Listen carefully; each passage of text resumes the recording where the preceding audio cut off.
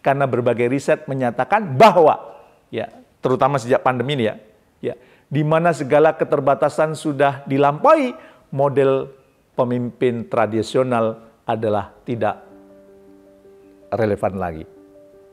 Anda bisa cek.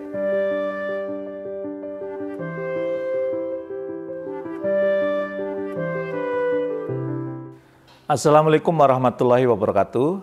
Bertemu kembali dengan saya di acara Leadership Inspiration.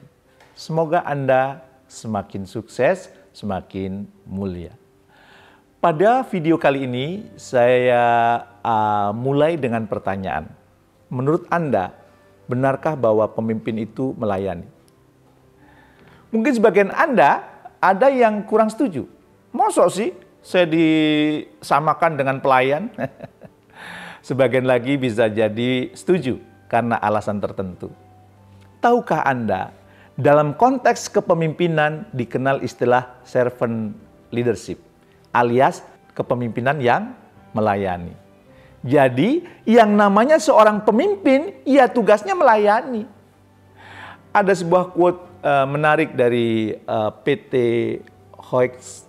Hoekstra, ya, susah dikenal ya, diingat ya. Kepemimpinan sejati adalah para pemimpin yang menyadari bahwa mereka melayani orang yang mereka pimpin. Pandangan ini tentu saja mendobrak modal kepemimpinan tradisional, di mana pemimpin berada pada hierarki yang tertinggi dari suatu organisasi. Pemimpin tradisional mengandalkan arahan dan instruksi. Sedangkan model servant leadership sebaliknya, sudut pandang yang diyakini adalah keberadaan karyawan yang berada di atas, ya, sementara sang pemimpin justru di bawahnya.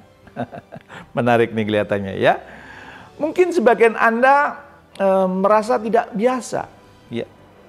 Padahal ketika kita ingat-ingat kembali, peran pemimpin diantaranya adalah memberdayakan dan meningkatkan kapasitas anggota timnya.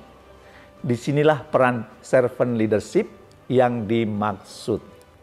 Mereka berorientasi pada orang, lebih banyak memberikan dukungan dibandingkan memerintah, menampilkan kerendahan hati, bukan otoritas, serta selalu mencari peluang pengembangan bagi anggota timnya.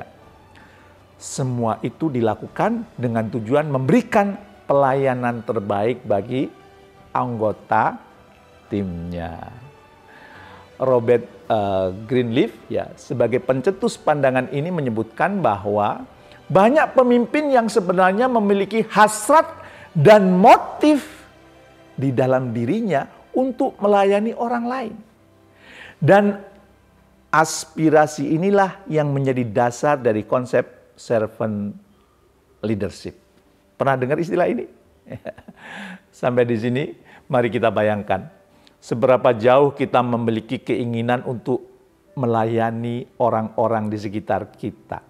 Atau masih ada sedikit terbersit di pikiran kita, saya yang memimpin, saya yang harus dilayani. Ada seperti itu? Iya.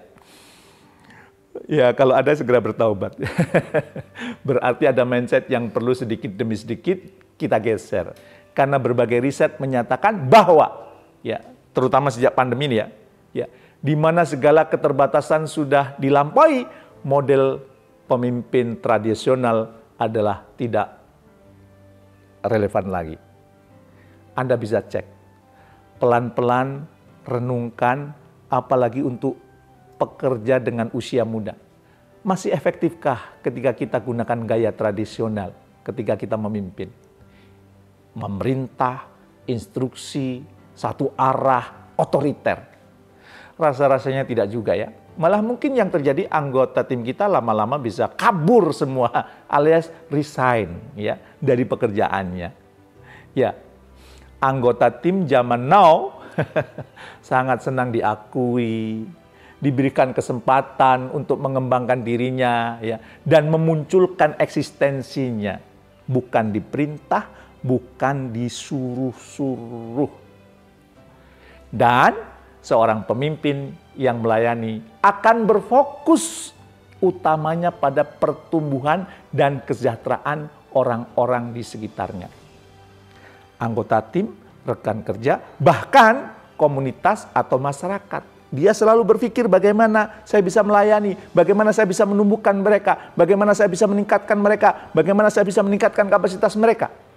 Jadi, syarat pertama yang harus ada jika kita ingin menjadi pemimpin yang melayani adalah tidak egois, tidak memikirkan diri sendiri, tidak mementingkan diri sendiri, melainkan memikirkan kepentingan bersama. Mereka sudah tuntas dengan dirinya sendiri, ya, dan kemudian fokusnya untuk kepentingan bersama. Menjadi pemimpin yang melayani tidak berarti harus melupakan karakter kepemimpinan dan kompetensi, ya. Karakter berkaitan dengan integritas, etika kerja yang tetap menjadi acuan utama bagi seorang pemimpin, ya. Sehingga ketegasan juga tidak berarti hilang dari seorang pemimpin yang melayani, ya.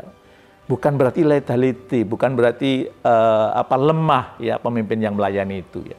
Kompetensi itu berkaitan dengan kemampuan dan performa, di mana seorang pemimpin tentu saja perlu memiliki serangkaian pengetahuan, keterampilan, dan sikap spesifik dalam rangka pencapaian target-target tim dan juga menggerakkan anggota tim.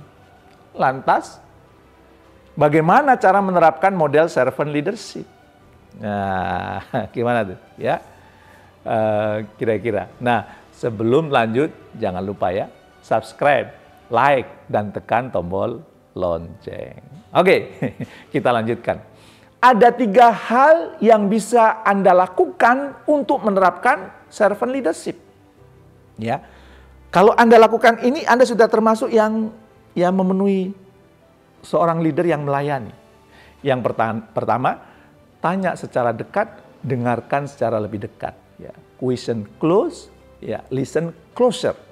Pemimpin yang melayani peduli dengan keadaan anggota timnya, termasuk ketika ada hambatan, ya, ataupun masalah pribadi sekalipun.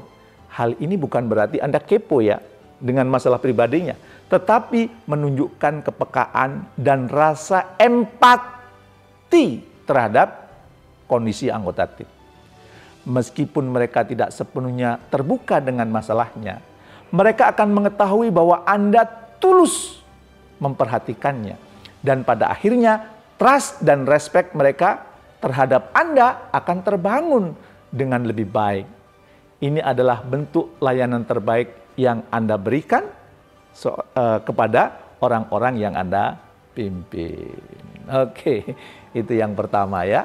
Coba, Anda harus menjadi pendengar yang baik, ya. Yang kedua, Anda harus bisa memberikan contoh.